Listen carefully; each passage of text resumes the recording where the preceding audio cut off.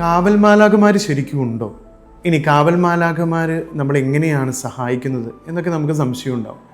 തൻ്റെ ജീവിതത്തിൽ കാവൽ മാലാഖയുടെ സഹായം ലഭിച്ച, കാവൽ മാലാഖയോട് സംസാരിച്ച ഒരു വിശുദ്ധയുണ്ട്, വിശുദ്ധ കാതറിൻ ലബൂർ. വിശുദ്ധ കാതറിൻ ലബൂർ വിൻസെൻഷ്യൻ സഭാംഗമാണ്.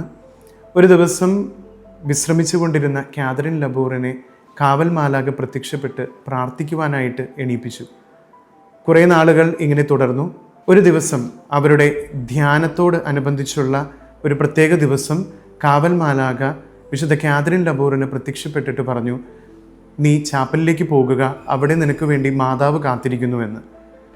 അല്പം സംശയത്തോടെ കാതറിൻ അവിടെ നിന്നുവെങ്കിലും പിന്നീട് കാവൽ മാലാഖ പറഞ്ഞതനുസരിച്ച് ചാപ്പലിലേക്ക് പോയി.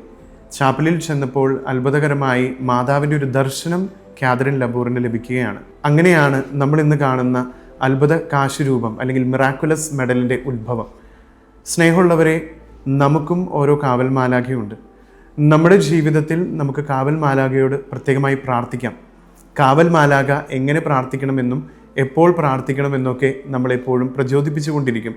കാവൽ മാലാഖയോട് പ്രാർത്ഥിച്ചുകൊണ്ട് നമുക്കും വിശുദ്ധരായി മാറാം.